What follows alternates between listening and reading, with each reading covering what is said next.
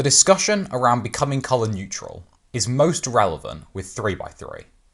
On some events, like Pyraminx and 2x2, it's assumed that you will be colour neutral.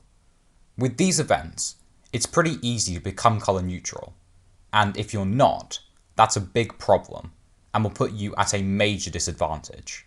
For these reasons, nearly everyone is colour neutral at these events. For 3x3, things are different. A lot of tutorials will tell you to start on one side only, generally white. So many people learn like that and stay like that until they switch to being colour neutral, which is a lot harder to do on 3x3 than it is on 2x2, Pyraminx or Scube. I recently switched to colour neutral on 3x3 after getting to sub 15 solving only white and yellow crosses. In this video, I'm going to talk about my experience of becoming colour neutral and talk about whether it's worth it to switch.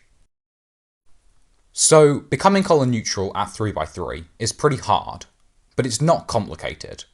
All you have to do is start solving on all of the colours, and then eventually you'll get good at doing the colours that you didn't do before, and then nice, you're colour neutral. The difficult thing with becoming colour neutral is not how to do it, it's that for probably months, depending on how much 3x3 you've done beforehand, your solves will be slower than they were before, and that's not fun. For me, I had been cubing on and off for about 3 years, and was sub 15 at 3x3 before I decided to become colour neutral, so it did take months for me.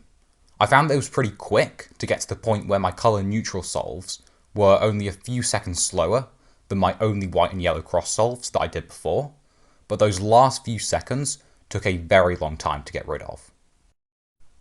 F2L was of course the hardest part to readjust to, but one thing I found was that planning the cross also took some time to readjust to, something that I had not expected.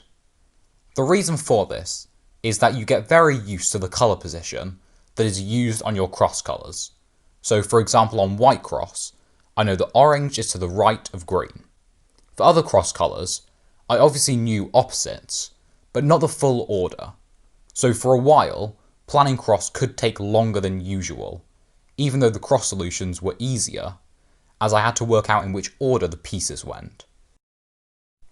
Now, what benefits do you get out of being colour neutral? Well, you get easier cross solutions.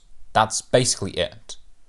Now, this is a big benefit if you do things like plan your first F2L pair, but unless you do advanced things like that, becoming colour neutral will only give you a very minor speed boost. So, should you become colour neutral? Well, it depends, and although it's a weird metric to use, I think your 3x3 ambition is quite important when making this decision.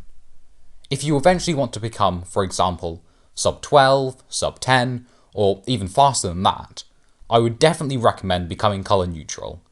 If you have big ambitions for your 3x3 times, you should become colour neutral as soon as possible, as you will want to eventually, and it only gets harder the more you cube.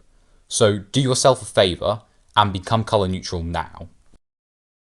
However, if doing 3x3 is a more casual thing for you, and you don't see yourself ever wanting to get really fast at it, becoming colour neutral is really not required, and you should just have fun solving, rather than making yourself go through a process that will only really benefit you if you want to get really fast.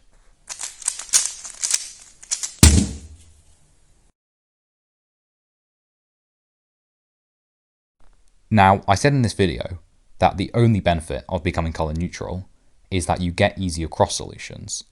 Now, that's not quite true, and that's certainly not the benefit that persuaded me to become colour neutral. The main benefit of becoming colour neutral is that when you're colour neutral, you can watch Jayden McNeill videos without feeling like a fool.